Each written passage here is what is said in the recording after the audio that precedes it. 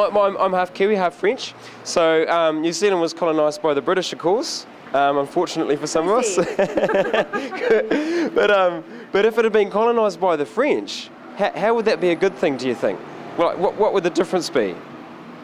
Well, we'd probably have a lot more snails on our menus in restaurants. Very good. The food. Oh, we'd be eating dodgy food and drinking crap wine, probably. Yes, we'll be walking around with berets, isn't it? Oh, yeah. Is that what you call them French hats? Yeah, that's it. I think we'd dress better. Maybe more multilingual people. I suppose we'd be more extreme in our opinions about things politically than New Zealanders just generally are. We'd have a different attitude to things. We wouldn't be as cool and as chilled and she'll be right as New Zealanders. We'd be eating more croissants. More croissants. Yeah. More French wine and probably all driving Fiats. I'm Italian. You have to consider the behavior that I have between Italian and French. Okay, well, we'll rephrase that. Okay, New Zealand was colonised by the British, but if it had been colonised by the Italians, what would be the difference today in New Zealand? The main difference, you think? Probably in food, culture, of course, and drinking habit. I mean, because your one is concentrated, everything in a couple of hours.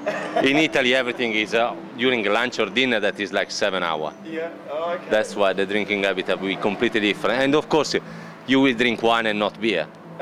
If New Zealand had been colonised by the Americans rather than the British, what would be the main difference today in New Zealand, do you think? Oh, gosh. You'd call your muesli granola. Okay. Or McDonald's.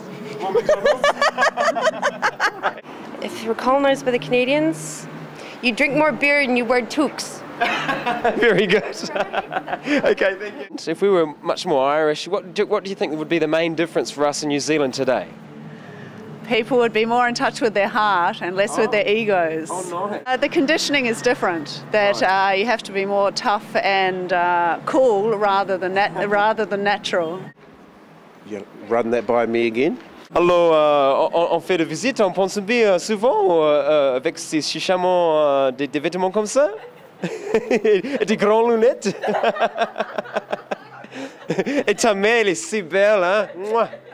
Been interviewing a few people in the street today in Three Lamps in Ponsonby in Auckland, and the basic question was, if New Zealand hadn't been a British colony but colonised by another culture, say the Americans, the French, something like that, what would be the main difference?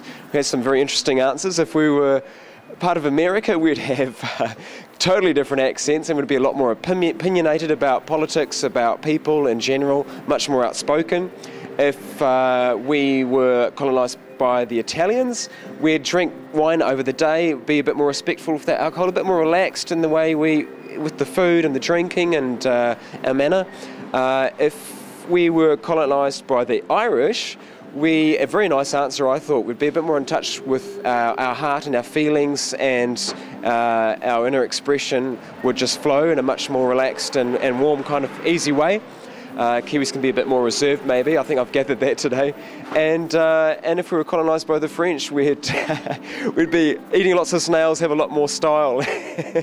And thankfully, no one mentioned anything about the nuclear side of things. And for myself, because I'm half Kiwi, I'm half French, so that's where I was coming from. I think if New Zealand was a French colony, from my point of view, I think the way we express ourselves with each other would be quite different. The way we speak, just our emotions, we'd be a bit more passionate and a bit more warm sometimes, especially with family and so on.